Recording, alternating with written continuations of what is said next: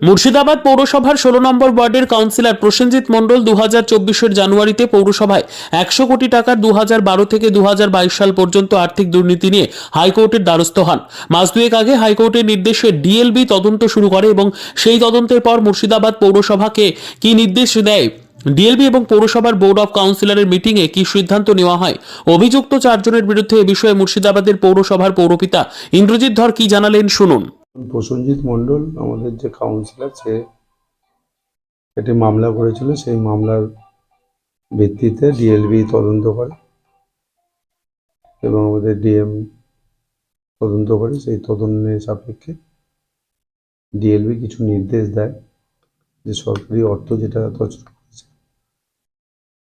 তাদের এগেনস্টে আমাদের পৌর আইনে যে রুলস আছে সেই রুলস ধরে তাদের বিরুদ্ধে যথাযথ ব্যবস্থা নেওয়া হয়।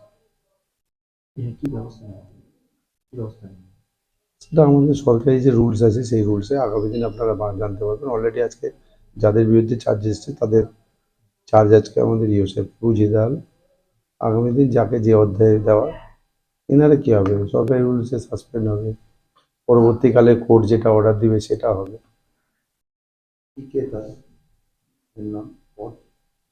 এতটা বলছি না, আপনারা একটু খোঁজ খবর দিলে, যেহেতু খোঁজ পেয়েছেন এসছেন। আজকে মিটিংটা কি নিয়ে হলো?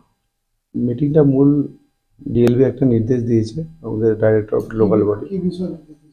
অর্থ তছরূপ আছে, হাউস প্রবল আছে, প্রচুর কেস আছে, যেটা অমান্য আদালতের কাছে ১০০ কোটি টাকা তদন্তের জন্য যেটা আমাদের ১ নম্বর ১৬ নম্বর ওয়ার্ডের কাউন্সিলর ডিমান্ড দিয়েছিল, তার বেসিসে ডিএলবি তদন্ত করেছিল এবং ডিএম সাহেব তদন্ত করেছিল।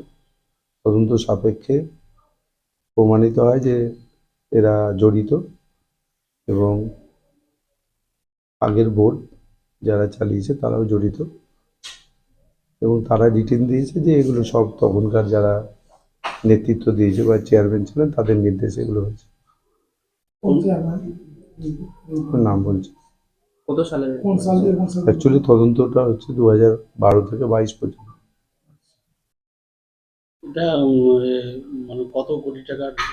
টোটাল ১০০ কোটি, তাতে আজকে যে চার্জ মোটামুটি ২৫ কোটির উপরে। কোন কোন ব্যক্তি আছেন এর মধ্যে জড়িত? আছে প্রাক্তন চেয়ারম্যানরা আছে, আমাদের অফিসে স্টাফরা আছে। হবে সব মিলিয়ে প্রায় আনুমানিক? কিন্তু প্রচুর কন্ট্রাক্টর যারা কাজ না করে পেমেন্ট নিয়েছে তাদের বিরুদ্ধে চার্জ আসবে এবং হাইকোর্টে মোটামুটি ১০০-র উপরে মামলা চলছে, যেগুলো কন্টেম হয়েছিল, যেটা আমরা প্রমাণ করতে পেরেছি যে আগে বোর্ডে কাজ হয়নি এবং যারা বিল বানিয়েছে ইঞ্জিনিয়ারও নিজে স্বীকার করেছে যে কাজ হয়নি, অথচ বিল বানিয়েছে। শোকজ করা হয়েছিল যাদেরকে, তাদের নিয়ে কি আজকে এই মিটিংটা? তাদেরকে উদ্দেশ্য করে এবং ডিএলবি যে নির্দেশ দিয়েছে সেই নির্দেশকে মান্যতা দিয়ে আজকে। তারা কি উপস্থিত ছিল? না, তারা থাকবে, তাদের থেকে চার্জ চলে এসছে।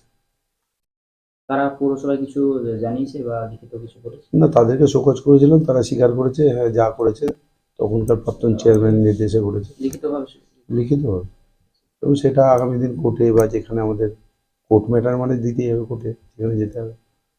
আজকে ভিডিও অ্যাকচুয়ালি একটাই কথা যে আমি চেয়ারম্যান, আমি তো সরকারি যে আইন সেই আইনের বাইরে কোনো কাজ করতে পারবো না, যেটাই করতে হবে আইন মেনে এবং পৌর বোর্ডকে আলোচনা।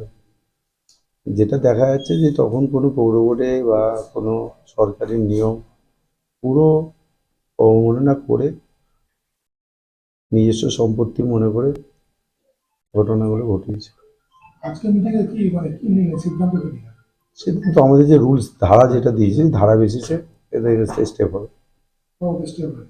এটা আর্লিয়ার শোকজ তো হয়েছে, ডিএলবি রিপোর্ট দিয়ে ডিএলবি যেটা নির্দেশ দিয়েছে সেই নির্দেশ মতো আজকে আমাদের ইউসেফকে চার্জ বুঝিয়ে দেওয়া হলো। আগামী দিন ইউসেফ সেই পদে তাদেরকে নিয়োগ করবে, নতুন লোককে নিয়োগ করবে যারা যোগ্য। মানে এক্সিকিউটিভ অফিসার যা সিদ্ধান্ত নেন আপনি নেবেন না, তাদেরকে আজকে শোকজের এগেনস্টে ডিএলবির নির্দেশ মতো তাদেরকে আজকে ডিসচার্জ করে সাসপেন্ড করে টোটাল তাদের চার্জটা ইউসেফকে দিয়ে দেওয়া হবে এবং ইউসেফ আগামী দিন মিটিং ডেকে যে যোগ্য তাকে চার্জ বুঝিয়ে দেবে।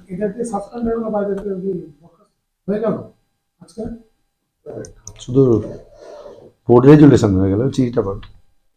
কাদের কি করলেন আজকে? কতজন আছে তারা, কতজন আছে? মোটামুটি 5 জন, ওটা 5 জন। পাঁচজন। অফিস স্টাফ আপনাদের 5 জন।